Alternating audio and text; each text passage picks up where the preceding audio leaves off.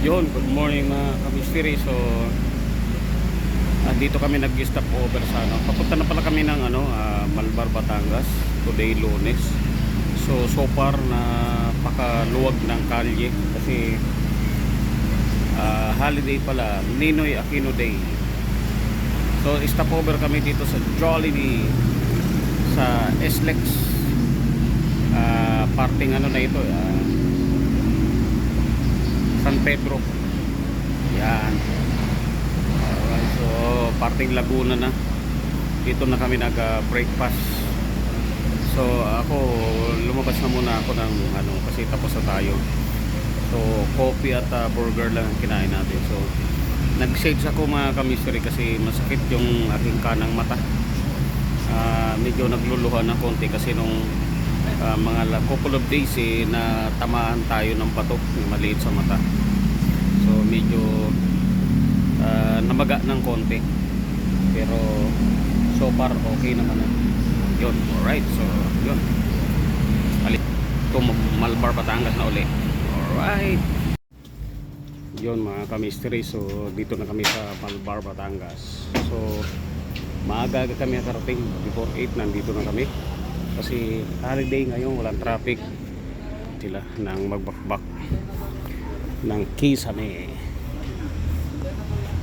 Yun o, nagbakbak na sila. So papalitan niya mga Kisame ng Kisame. So yan, palitan yan hanggang doon sa dulo. Pati gutter papalitan niya. Yun, nakapag-unload na rin kami ng mga bit namin mga kamisteri. Okay, alright, so good morning. So far so good, dahil holiday, walang traffic. Yung alright, so ang dami ng mga kalat. So itong pinakabodega mga kamisteri, mga sirang electric pan, yung mga ibang gamit. So na nakaraan ito nilipat namin dito, tsaka ito binuhat namin punta rito. Yung ito naman ang likod bahay. Yun, masukal na uli. Alright, yun mga kamisteri, lumabas kami ni Neil kasi bibili siya ng mga materyales, South Home Hardware. So siguro ang halaga ng mga materialis na gagamitin ng contractor doon sa nasa 30,000 mga kamisteri. So ang labor day dito medyo mataas sa Malbar, Batangas kasi labor nasa 60,000. So times 2 ng materialis. So kailangan mo talaga pagka magpaparepair paggawa, kailangan mo talaga ng budget. Yung otherwise ikaw na lang gagawa, kukuha ka ng tao na arawan mo. Okay, alright, so mahal na rin talaga magpagawa, pa-repair mga kamisteri. Yung so dito lang tayo muna sa the road kasi sa unahan may mga nakaparada. So dito tayo. Yun o, yung itong trabaho namin ngayong araw, Lunes. So bili kami materialis para ma-deliver na at nag-uumpisa na sila doon magbakbak nung Kisame. So gagamitin yata mga metal paring na lang, tapos hardy planks. Yung mga kamisteri, siguro sa mga susunod na araw maghakot din, tapos dito na rin yung titira sila lolo lola. Baka pag may lakad sila somewhere, magmamanila sila, so galing Cavite, malamang papuntang Malbar ako bababa. Yun, alright, so may mga lalakarin siya sa Manila. May nakaparada pa din, iabanti ko sana mga kamisteri. Okay, alright, so sa mga bumabiyahe dyan, mga kasundo at kalala, so keep safe, ride safe. So maluwag ang kalye kanina along Commonwealth, Luzon at Tadansora. Meron may motorsiklo doon na aksidente. So Nakakalungkot kasi may pasahero pa.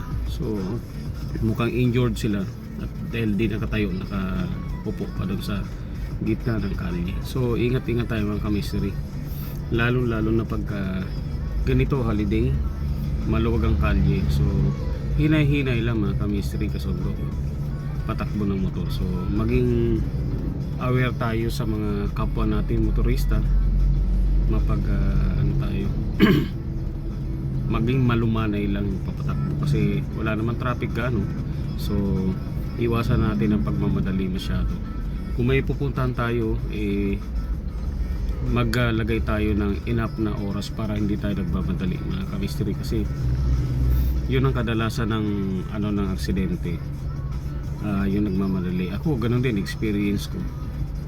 Yung mga aksidente ko sa motor is nagmamadali talaga ako. Okay, so naghahabol tayo ng oras, kaya mahirap hamunin ng oras. Hindi mo siya matatalo talaga kasi kahit si Waze, ang nilalagay ni Waze, wala namang exact time eh. Laging estimated time of arrival lagi. Walang exact. So yun, so ganun na lang. Ingat-ingat mga ka-mystery, lalo na ngayon na ano ba ngayon? Ninoy Aquino Day. So holiday. So mamaya pang medyo tanghali yan, accumulate ng ng traffic kasi yung mga mall area. Okay, alright. Yun mga ka-mystery, so dumating na yung mga materials na delivery. So si Manong ng andamyo or tungtungan nila kagaya nun. So dahil ayan, babaklasin niya mga gutter, so natanggal na yung ceiling dito. So talagang bulok na mga ka-mystery. So pati yung mga fascia board at gutter tatanggalin na. So papalitan na yan ng yung ceiling, papalitan na itong Hardiplex. Tapos Hardiplex na rin yung kanyang fascia board. Yan yung fascia board, 3/4. So kit doon na, kinating na doon, tsaka yung mga gutter, tsaka itong metal paring na ang ikakabit dyan mga ka-mystery. Yun, metal paring na, so hindi na kahoy lalagay dyan. Okay, alright. So yun, magandang tanghali mga ka-mystery. So lalabas muna kami ni Lolo, kakain kami sa labas kasi karinderya dito sa malapit, pag holiday pala sarado sila. Okay, right. Yun mga ka-mystery, so update tayo. So hindi na pala tayo umuwi ng Cavite. Dito na ako sa Quezon City matutulog kasi umulan, tsaka kailangan ko rin bumaba ng madaling araw mamaya kasi magdadrive ulit tayo puntang Malbar, Batangas. Okay, alright. So maulan, so ingat-ingat mga kasundo, mga ka-mystery, mga kalala. Okay, alright. So yun, mga konting kaganapan natin ngayong maghapon. So di tayo nakauwi ng Cavite. So di na ako nagpumilit kasi gagabihin tayo ng todo. Gabi na rin kasi kami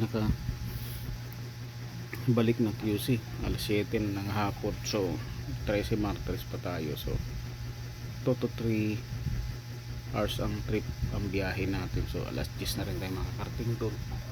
Pagod pa, tapos kailangan gumising ng alas 3. So magiging 4 na oras ang tulog natin. So narapat ko na lang na pag umuwi. Okay, alright. So at least dito kahit gumising tayo ng alas 5, on target tayo. Okay, alright. Peace out.